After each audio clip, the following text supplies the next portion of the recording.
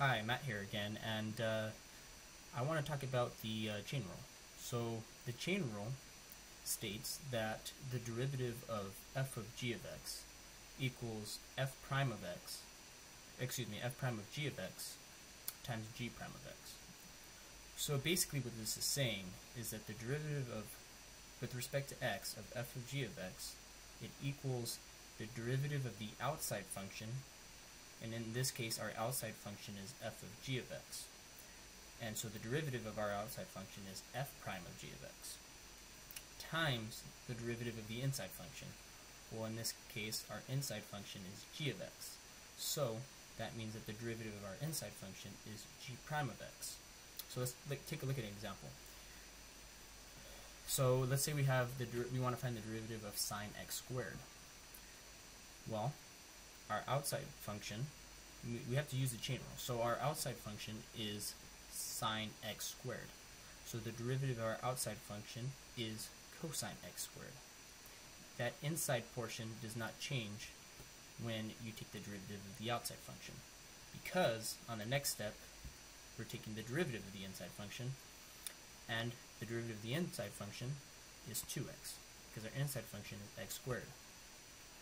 So once we do that, then based on the chain rule, the derivative of sine x squared is 2x times cosine x squared, and that's your answer. Let's take a look at another example. So suppose we have the derivative with respect to x of x squared plus 3x plus 2 squared. Well, what I'm going to do in this case is I'm going to apply the chain rule, but I'm also going to apply the power rule. So what I'm going to do is, when I take the derivative of this, I'm going to take the derivative of the outside function, which in this case is 2 times x squared plus 3x plus 2.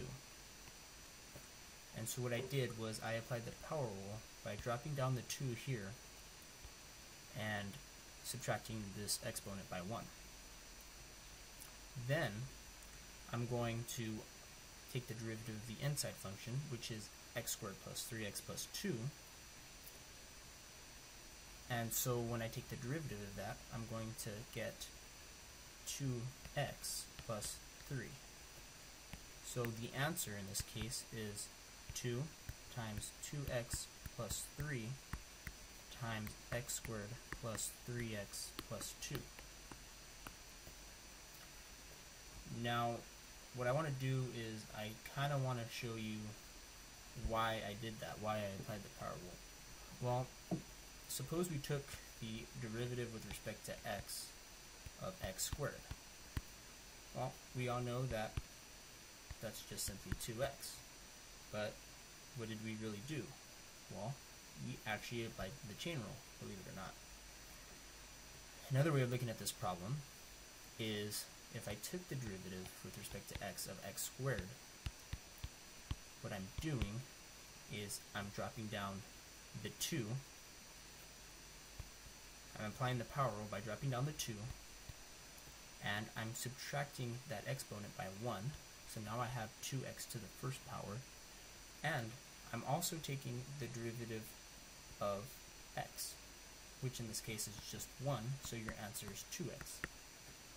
As you can see, we applied the chain rule with just x squared because our outside function, you can think of it as x squared, and our inside function, you can think of it as x. So therefore, you technically use the chain rule when you take the derivative of every problem. So that's basically what the chain rule states, and that's basically how you use the chain rule and how you use it in derivatives. But let's take a look at one more example. So let's say we have the square root of 3x to the 4th plus 5x cubed plus x squared plus 2, and we want to take the derivative of this. Well, in this case, we know that our f of g of x is equal to the square root of 3x to the 4th plus 5x cubed plus x squared plus 2. And we know that our g of x is equal to 3x to the fourth plus 5x cubed plus x squared plus 2. So, if we want to apply the chain rule to this problem, we take the derivative of f of g of x times the derivative of g of x. So, our f prime of g of x, well actually, what I'm going to do is I'm going to rewrite f of g of x to make it more, I guess you can say more obvious. So, another way we can rewrite f of g of x is 3x to the fourth plus 5x cubed plus x squared plus 2 to the power of 1/2, because we're taking the square root, so that's the other way we can write it. And so if we take the derivative of f of g of x, we can apply the power rule and the chain rule. So move the 1/2 to the front, and you end up getting 3x to the fourth plus 5x cubed plus x squared plus 2. And you subtract 1 from the exponent, so now instead of 1/2, your exponent is now negative 1/2. And g of x, the derivative of g of x, is 12x to the third plus 15x squared plus 2x, and when you take the derivative of a constant, it's 0. So that's what you have for g prime of x. Now, what we're going to do is, based on the chain rule here, is in order to find the derivative of this, we are going to multiply f prime of g of x by g prime of x.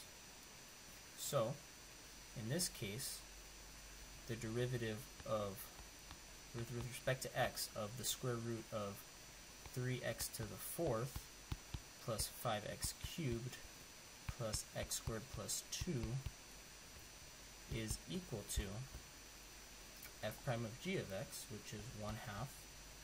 But in this case, I'm going to move this whole thing here down to the denominator because of the negative exponent. And so now I'm left with 1 over 2 times, and okay, so yeah, we're left with 2 times the 3x to the fourth plus 5x cubed plus x squared plus 2, and now it's 1/2 as your exponent because you moved it down. And we are multiplying that whole thing by g prime of x, which in this case is 12x cubed plus 15x squared plus 2x. So I'm just going to kind of simplify this a little bit more and rewrite this whole mess here. And the derivative of the square root of 3x to the fourth plus 5x cubed plus x squared plus 2 is then equal to 12x cubed plus 15x squared plus 2x all over 2. And now that we know that this whole thing here is raised to the 1/2 power, I'm just going to write the square root. So your final answer is 12x cubed plus 15x squared plus 2x all over 2 times the square root. Oh, that's a pretty bad square root. But it's equal to 2 times the square root of 3x to the fourth plus 5x cubed plus x squared plus 2. And that's your final answer. So as you can see here, that this is your f prime of g of x, and here this is your g prime of x. And so when I multiply them together, that I satisfied the chain rule here. So that's basically how you utilize the chain rule. Thanks for watching.